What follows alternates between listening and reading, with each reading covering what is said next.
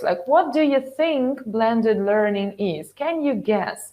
And the first times we had something like this, seminars or workshops on blended learning, the ideas were kind of like ambiguous. Not everyone really knew what it is. But right now, I'm sure that everybody here in this room knows what blended learning means. So if you are ready to share your knowledge, share your ideas, your understanding of what blended learning is, you can do that in the chat box. Olena has already started. Online plus offline, very easy to explain in such a way. Absolutely, thanks a lot. Just quite on point, very precise explanation. Thanks a lot. All the other ideas are also welcome. Mixing styles, again, on, off, absolutely agree. Mixing methodological tools and techniques also could be like flipped classroom. When you introduce it to your learning process, could be considered blending different techniques, definitely. Thanks a lot, Uliana. All right, so what I thought about creating this session, and well, you know that because you obviously registered, you at least read like these bullet points, what we're going to discuss today, is blended learning in terms of mixing two approaches, face-to-face and online, or as you can call it, online and offline, right? So this mixture, not learning fully online, although we've all experienced that this spring, but right now the situation is a little bit different. We hope it remains, stable and everything is okay. But we also know that more and more, at least our Ministry of Education, are talking about implementing zmieszane навчання, right, or blended learning into our school environment and even more so university environment. So today we'll be talking about that, about combining teaching students face-to-face in the classroom and them learning a little bit at home using some online tools. And the tool we are going to look at today is, of course, called My English Lab. Probably if you come to my sessions once so often, you know that almost no session comes without mentioning My English Lab. Cannot stop talking about it and would not, because it's amazing and I want to share this information with absolutely everyone. And now I've got another question for you guys. Is there anyone here in this room, more than 200 people present, is there anyone who sees this name, My English Lab, for the first time? Because I know, yeah, Olena, the platform is great. I'm sure there are people who are using it or who have tried or are going to, but is there anyone new here? Anyone who has never ever heard about My English Lab? Yes, great.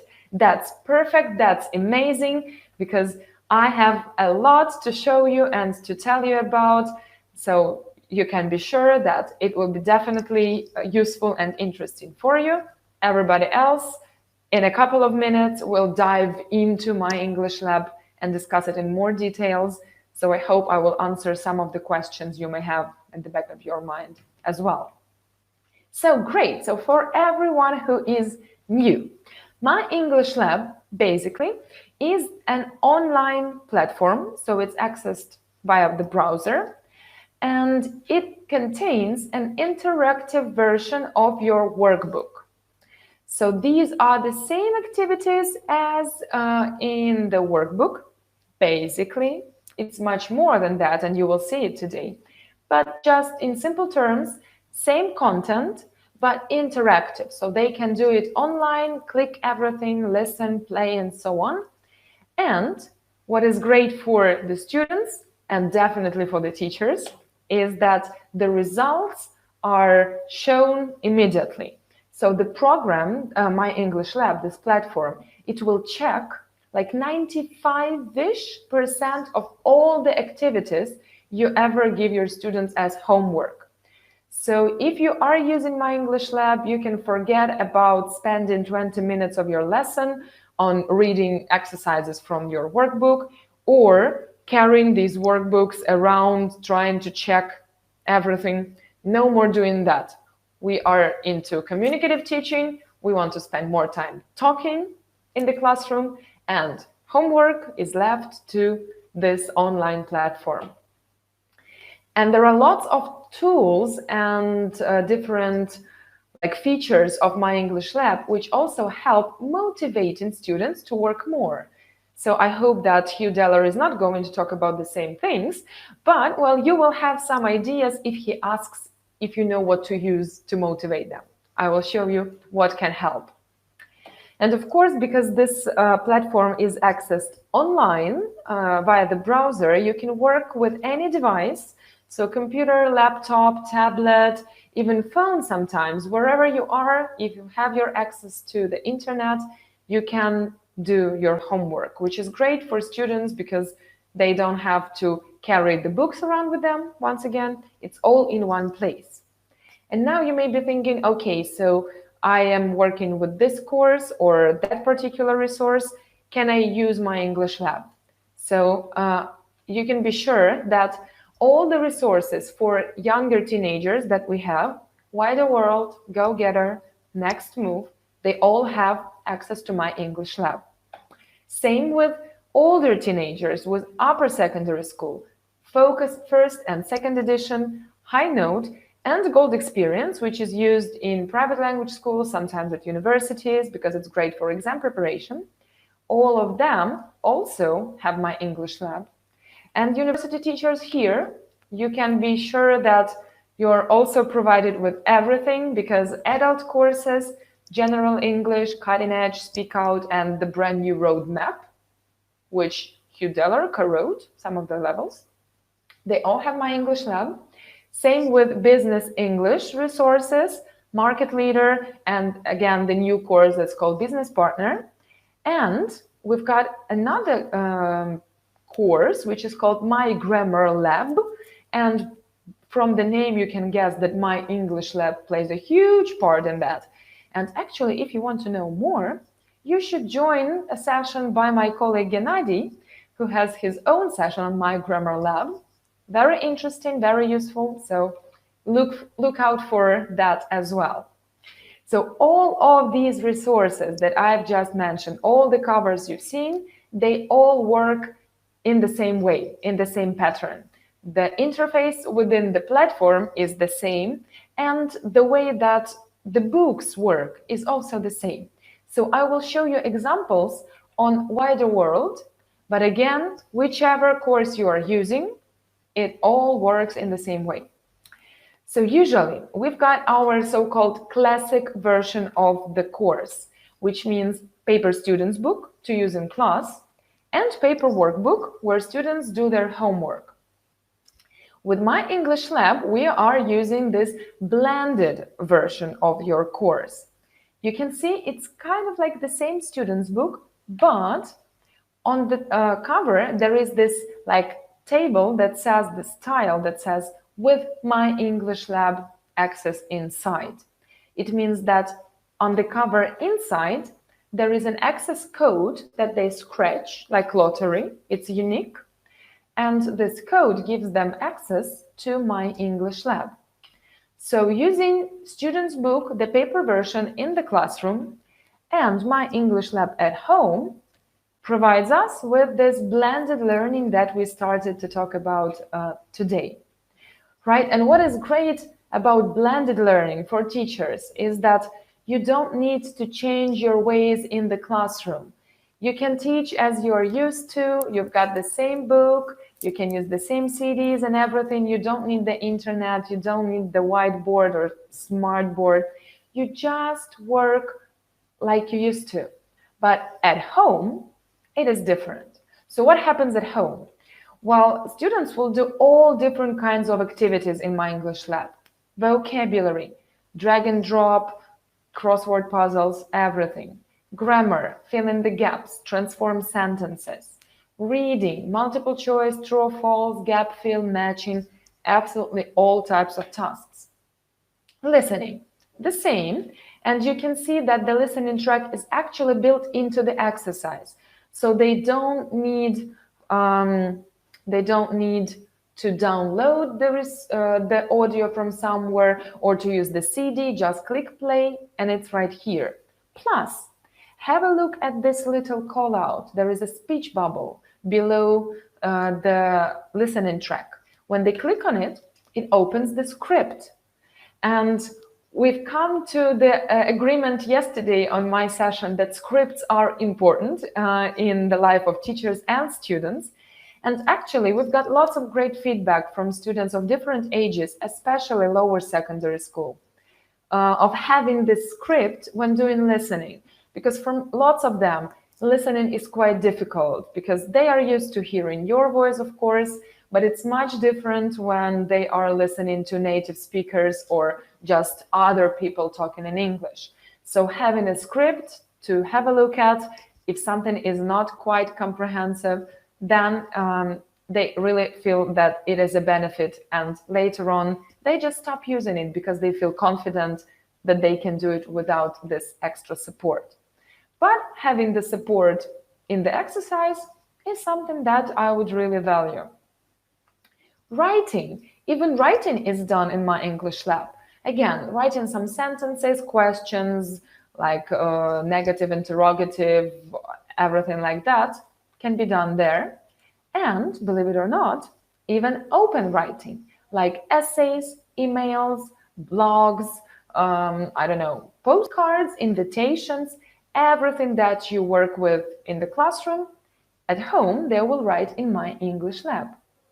And here we come to this part of this 5-ish% that the program cannot check. Obviously, when it's an open writing, you cannot program all the correct answers into the program, right? So these are the tasks that are left for you to check. But what I really like about my English lab is that this checking process, this assessment, is completely different from what you usually do at school. And I really like that because I don't know about you. If you experience the same things, you can comment something in the chat box so that I know I'm not alone in it. But with my students, the process was usually like this. So for example, upper secondary school graduates, we've got essays. So they give me all these notebooks with 3-4 pages of essays. Then you start checking, you correct mistakes, you write comments, you write some suggestions. Then you finally distribute these notebooks that you spend like hours on to your students. And some of them just open the notebook, look at the mark, close it, and never take a look at it again. So not all of them value your time you spent on checking their essays, and not all of them will try to identify what the mistakes were, why, how to correct them, and so on. So with my English lab, you can actually make them think. So don't waste your time. Let's make them think on the mistakes that they've made and how to correct them. Let's try it right now, shall we? So here is just a paragraph, a couple of sentences from one of my students' essays. And I'm sure with your sharp eye as teachers, you will quickly notice lots of mistakes. So let's have a mistake marathon right now. If you find a mistake, please put it in the chat box. There are lots of different types of mistakes. Just come across something, put it in the chat box. Let's see how many you can notice in like 1 minute or 1.5 minutes. I can see some people typing, changing, okay, wrong spelling, has changed, great, wrong grammar, perfect, can provide, absolutely, right, so I can see people typing, are replaced to, yes, definitely, so quickly, skimming, or is it scanning? It is probably scanning, you're looking for mistakes, so yeah, commas. Yes, after, for example, definitely punctuation is important. Absolutely agree with you. Yes. Saves time, our time are being replaced, passive, active. Yeah, great. Wonderful. So lots of ideas. Cheaper. Yes, cheaper again as well.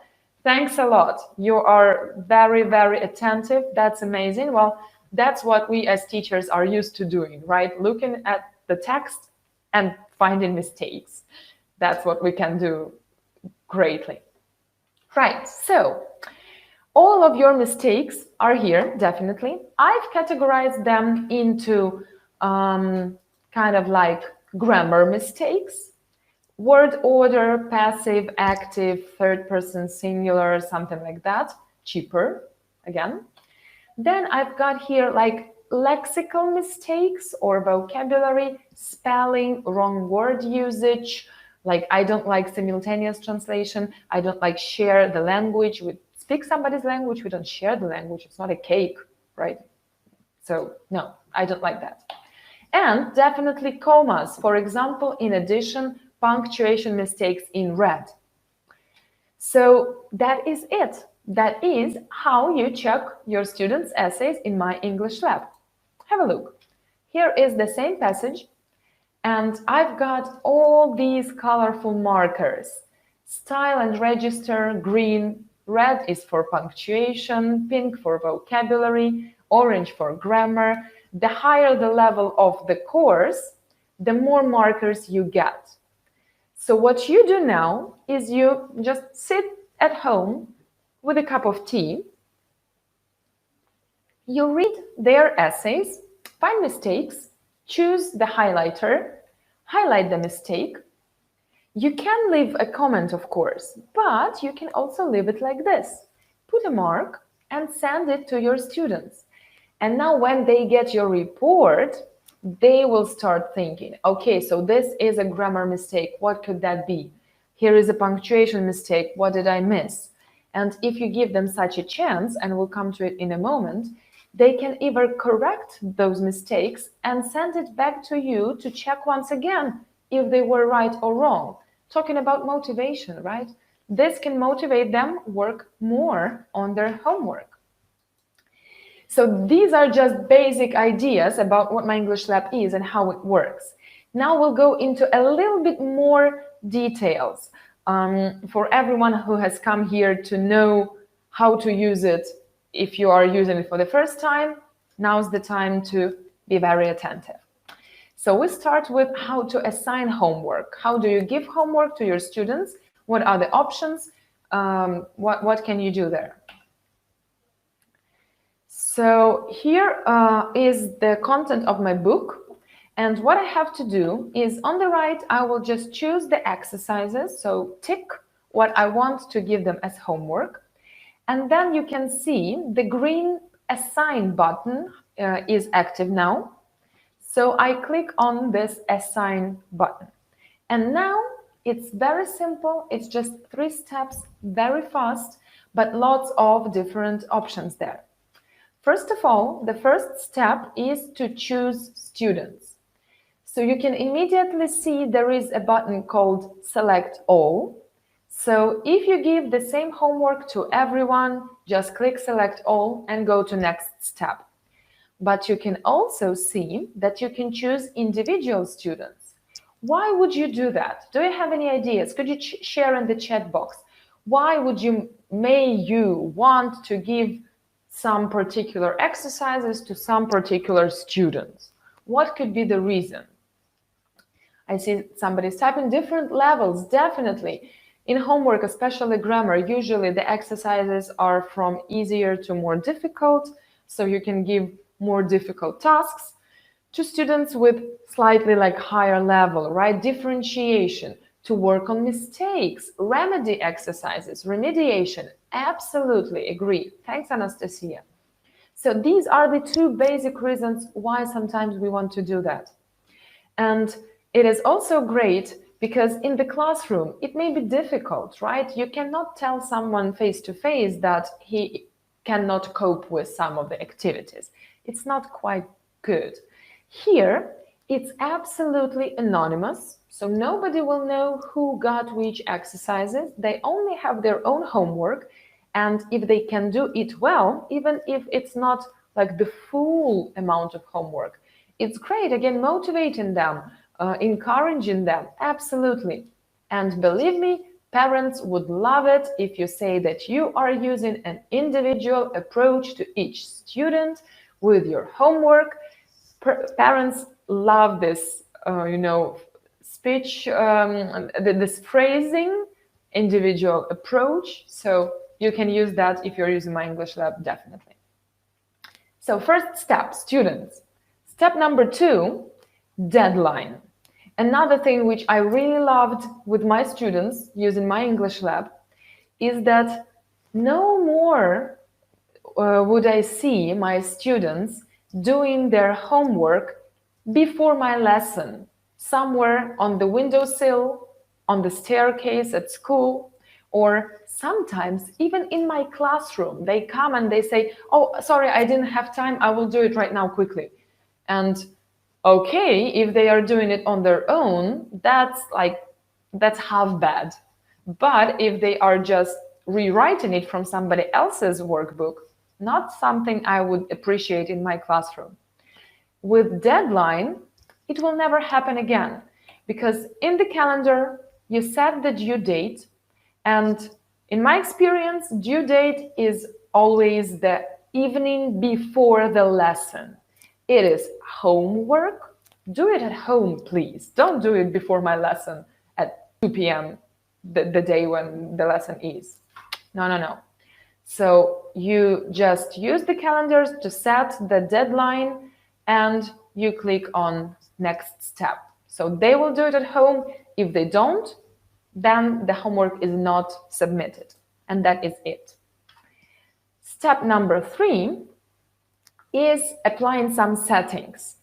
So you can see a lot on the slide. I will just focus you on some parts of these settings and quickly just explain what you can do with it. First and foremost, the number of attempts they can use to do the homework. This is the main idea behind My English Lab, which is, again, motivating students to work more at home. Because usually if you just use a paper workbook, they open it, they do the tasks, close it, and wait till the lesson to know if they have any mistakes. And that's it. With My English Lab, if you give them more than one attempt, I usually give my students 2, they will do it, they will see their mistakes, and if they want to get a better result, if they are motivated, they will try again and try to correct the mistakes. There is lots of help to do that as well. Because see, hints, tips, and feedback. Lots of ticks here. These are the things that will help your students do their homework better with the first or the second attempt. I will show you in the exercise what they are, these tips, hints, and feedback. Where it is, I will show you on the examples in just a couple of minutes. Then we've got grading or assessing capital letters, capitalization, and punctuation, right? So it depends on the student's level. If it's upper secondary school or adults, you probably would want to grade it all the time. With younger students, I leave it as default. Default means that the program itself will decide if it is necessary in this particular task. If it's listening or reading, if punctuation is not important, if it's not a whole sentence, it will not assess those mistakes. So you can just leave it like this, and that's it. And my colleagues working with upper secondary school students, you will definitely love something that is called timer. So you can set a timer to the activity, which can work well for tests, definitely, and also reading tasks or writing tasks. When you can set the timer for a particular exercise of reading or writing an essay or email. So why may you want to do that? Do you have any ideas? Can you put them in the chat box? Why can we use timer at home? What advantage do we get? What is the disadvantage of not having a timer at home? Do you have any ideas? There's one simple word or 2 that you can use Cheating could be, definitely. Gaining confidence, absolutely, agree as well. Anastasia, to get used to working at the exam. Yes, that's definitely what I meant at least. So the basic idea why to use timer. In the classroom, when you're preparing for ZENO or for any other exam, you can set the time limit for the reading tasks. Guys, you have 2 minutes to skim the text. You have 5 minutes to do multiple choice, because we know time management in the exam is important. Discipline, exam timing, you're quite on point. At home, they can sometimes spend like an hour translating the whole text in Google Translate, retyping it, translating it, and then doing the activity. If we want them to prepare for exam, if we want them to develop their time management skills, timer will definitely help. So you can use that and then click assign, and it just flew magically to your students. So what do the students do? How do they do homework? How does it work for them? Well, they go to the assignments tab, which is quite obvious, you know, very logical, home assignment. We go to the assignments tab, and here you can see the list of activities, right? Everything that I gave them as homework. So if you are working with My English Lab, sometimes you may experience your students saying that they cannot see the task, they didn't get the task, something like that, or you just cannot find it on your own.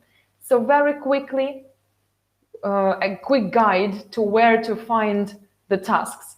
Do you know this book and now movies from J.K. Rowling, Magical Beasts and Where to Find Them? We've got My English Lab homework and where to find it. So here is where you can find it. First of all, look at the filter. You can see all the activities or not started activities. We've got 12 there. These will be all the new tasks. In the started filter, so if you click on started, we will have two kinds of activities there. The ones that they started doing, saved and did not submit. How they can do it, I will show you again in a couple of minutes. Or if they just completed one attempt, you gave them two probably, and they've just done it once, so it will remain under this started filter. So two ways of getting into this folder, right? Start, save, and not submitted, or completed just one attempt. Another way or another place where all the activities finally go is in the top right corner. It's called recent activity in the teacher's account or activity history in the student's account. And in this activity history, you will find all the finished exercises. So if they've done them all the 2 attempts, they will move to activity history. And also all the expired or overdue tasks. So if they didn't submit it on time, it will disappear from the assignments tab and go to activity history, because the deadline has passed. Now it's all history. But if they are going to do the task, they just click on open and they do the activity. So let's see how it's done. Here I have a grammar exercise, and it works the same with all the tasks, of course. I need to open the brackets, right? First of all, look at this. There is a light bulb on, like in the top right corner. What do you think can students read or get when they click on this light bulb? Do you have any ideas? If you are using My English Lab, you would probably know. If you aren't, try to guess. Some tips. Yes, remember I told you there are tips and hints in the exercises. Absolutely. With grammar, these will be the rules. Grammar rules, theory that they can look at before they do the task. Very important, again, great for self-study and just, you know, taking some responsibility of the learning, Because not all of them, let's be honest, not all of them would go and look for the rules in the student's book when they are doing their homework. Here, just one click, have a look at the rules here, and then do the tasks. Very easy, very convenient. Hopefully, more students would do that. So now I've done it. I've opened my brackets. Here are my answers. I click on submit. And what do I get? 63%, so 10 out of 16.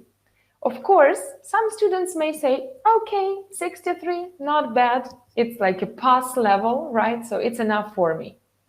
But we are, of course, hoping for motivated students who want to get a better result. And for them, you see that near each answer, whether it is right and it is green, or it was wrong and it is red, there are these little, again, like call-outs or speech bubbles. So when you click on the speech bubbles near wrong answers, they will give them hints, like what should be the correct answer. Not the key, of course, but just a hint. Like here, I wrote find it, and the program tells me find has irregular past forms. So I need to remember, okay, irregular verbs, find, found, found. Great. If I do it the second time, I will change it to found. If I don't remember what this irregular past form is, well, maybe I can Google it and find out, and maybe remember for the future, which I'm absolutely okay with, as long as they are learning, even if it's with Google, fine by me. With correct answers at the same time, there is the call out that gives them this feedback. Remember, tips, hints, and feedback. So this feedback is positive. It says, well done. We use past simple for finished actions when we have a time reference. Another great thing for motivating students, especially with grammar. Again, I don't know about your students, but for mine, it sometimes seemed that grammar for them is like an Everest. It's something enormous. It's a lot of material which they will never climb, which they will never learn. So every little detail showing them that they can now use lots of different structures correctly will definitely motivate them on continue studying and not giving up on this poor grammar which nobody likes. And then they can do it the second time and maybe get a better result. And remember what is very important for your students and for you, if they click on save, they will save the answers, but they will not see the results. So it is okay for this function to be used if they need to go have lunch and they come back and they want to continue, so not start from scratch. But if they are finished, if they are ready to submit, they need to click on submit to see the results so that you could see the results as well. Where do you see the results? Now we've come to the last part, the last, step in this chain. Assign homework, students do homework, and now you check. Where are the results? And the results are in this tab that's called Grade Book. Very easy. It's a book with grades. It's your basic register where you can see your students. Well, these are my students. This is my group. And you can see their marks. On the left, there is the book they are using. And when you go through the units, so you click on Unit 7, for example, 7.2, Grammar, Exercise 3. So this is what I've chosen right now. You can see on the right, the results are different. Now I can only see the results for this particular exercise. And what else? What else is here? You can see this little hidden tab that's called Diagnostics.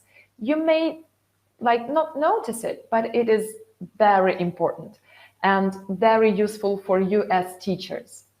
Another question for you guys. If you feel the same way, if you have experienced it at least once in your teaching experience, please put a yes or a plus in the comments.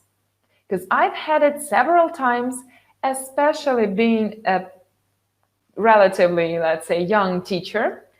I've had my parents, well, not my parents, the parents of my students, come to me sometimes with some, concerns about whether my mark is objective. They may say that probably I don't like their child because they don't behave well, or because they are talkative, or I don't know, for whichever reason, but I just somehow don't like their child. That's why I put them a lower mark that they deserve. And it's always very difficult to argue or to prove your point with parents, because obviously every parent thinks that their child is golden, an angel, knows everything, does everything, and it's just the teacher who is, well, not doing their job well. I don't know. I'm sure that I see the pluses. I know that you feel what I feel. So my English lab will help you to cope with all those situations like that with just a couple of clicks of your mouse. Because when you go to this diagnostics tab, you will get all the necessary information about how each particular child in this group is doing with their English. It can be how much time they spend on doing homework. If they do it like this in like 1 minute, probably that's not quite great. If they spend more time in the beginning, but now they somehow lost interest, or I don't know, something happened, something changed, you can show that to parents as well. But my favorite part of diagnostics, my favorite graph, is called score per skill, right? So have a look. This is my student, my former student, Nazar. And you can see on the right, there is a legend to this graph. Here are his results for vocabulary, speaking, reading, listening, grammar, and, well, other skills. It depends on the book.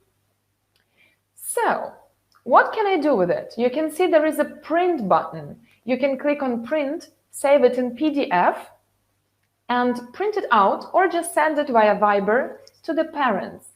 Why? Why would you do that? Because remember, with my English lab, 95% of all the tasks are checked and assessed by the program. So these results will be objective. This is not you not liking the child. The program doesn't care who is doing the homework right now. It's either right or wrong. No, no personal preferences, absolutely unbiased opinion on how they are working. So just print it out, give it to parents on the parents' meeting, each parent their own results, and let them see. You can do it every month, every term, quarter term, to compare how they are progressing or not progressing. So absolutely wonderful tool. Absolutely agree with you guys. To prove your point, to prove your mark, to prove everything that happens in your classroom, here is an objective outward opinion, external opinion, right? So I hope that this is something that you would use and that will help you a lot. And at the end, a top secret tool in my English lab, which should remain a secret between you guys and me. We will not tell it to anyone else, definitely not the students. You will see why in a moment, because I'm about to show you how you can control what they are doing a little bit. And I'm not talking about looking at them using their web camera to see how they are working on their homework. No. I'm talking about cheating, because this is the problem that has probably risen in ancient Greece and will continue forever, no matter what we do. Cheating goes, step by step, just progressing with the teaching approaches. So whatever we do, it still happens. And you may think that with my English lab, it can also still happen. Well, It could, absolutely. But what you can do with My English Lab is you can try and see if the task was really done like by the student on their own and not rewritten or, I don't know, retyped from a screenshot or from the answer book or whatever they can find on the internet sometimes. How can we do that? In the gradebook, there is this arrow, the blue arrow to the left. It's near the data tab. You can see it, it's in red right now. When you click on it, it gives you more detailed information on how they worked with this particular exercise.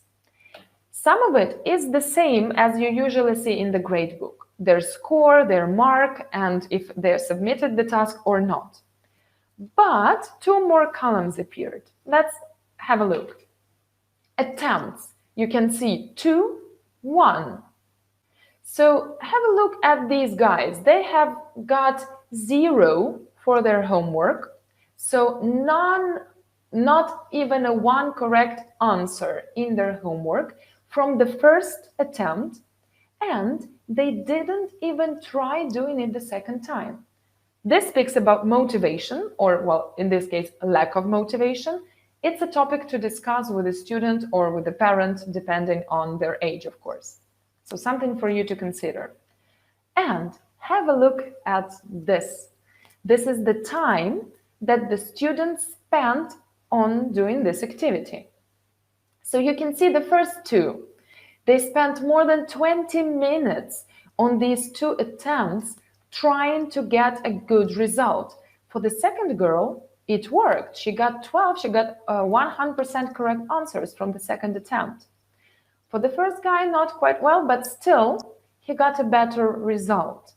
And you can see again the guys with 0 spending 1 minute on the activity, not quite good. So how can we use it in terms of cheating? Well, if you open this statistic, if you look at this data and you see that you've got a quite high level of English or high level of ability student in your classroom, I'm just trying to be as polite as possible, doing some task like reading or listening or grammar in 5 to 6 minutes or 10 minutes, and then there is a not so high level of English student, if you know what I mean, and they also have 100% of correct answers, but they only spent like 45 seconds on this activity. Probably something isn't quite right here, right? So this you will see, this you will notice, but remember, this is absolute secret between you and me. We do not want to tell this to students that we can see how much time they spend on homework. You guess, I'm sure that you guessed why. They will just open the task, sit like this, watch a video on YouTube for 10 minutes, then fill in the answers and send it to you. So we don't tell it to them, but we know, right? We know that some of them are doing it right or in a wrong way. And I'm sure that as experienced as you are, you will find some nice words and a way to tell them to do it on their own next time without revealing the secret to them.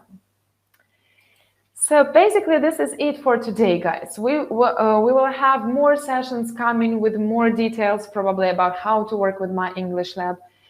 But if you want to know more, if you want to have a look at all the options that we have for digital learning right now, you can scan the QR code or click the «Дізнатись більше» red button. Так, над слайдом зараз з'явилась така червоненька кнопочка «Дізнатись більше». Можете на неї натиснути, перейти на нашу сторінку Digital Teaching. Дякую, Ген. Також у чат-боксі також є активне посилання, якщо вам так зручніше.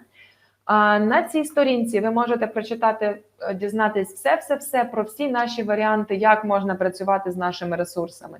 Blended, змішане чи fully digital, повністю онлайн, є і такі зараз випадки. Всі варіанти, що таке My English Lab, що таке e-book, що таке e-panel, де техпідтримка, як з ким сконтактувати, все є на цій сторінці. Отже, дізнатись більше, переходьте за посиланнячком. Дякую вам всім, що витратили цей час тут сьогодні зі мною, послухали трошки інформації про My English Lab. Я сподіваюся, що було корисно і цікаво. Я бачу всі ваші дякую, я дякую вам, що ви були зі мною. Сертифікат, як завжди, впродовж тижня, ви це все прекрасно знаєте. Якщо у нас є якісь запитання, то зараз якраз час вам їх мені поставити. Я спробую на все відповісти. Наразі я бачу, що активних питань немає. Я прекрасно впорався з чатом, всім все відповів. Тому якщо все зрозуміло, very useful. Thanks again. Thanks to you for being here with me. And if no more questions, probably see you tomorrow at 11 a.m. Так, можливо, побачимось з вами завтра об 11 ранку, якщо у вас віконечко, і поговоримо про сертифікацію для викладачів від компанії Microsoft. Якщо буде цікаво, якщо буде час, долучайтесь. Якщо завтра не вийде, не переживайте, будемо ще про це говорити. Ви знаєте, серій у нас багато, вебінарів багато, тому слідкуйте за нами на Фейсбуці. Все будете дізнаватись в першу чергу завжди там. А наразі всім дуже дякую, гарного вам вечора, гарного продовження навчального тижня робочого і до нових зустрічей. Па-па!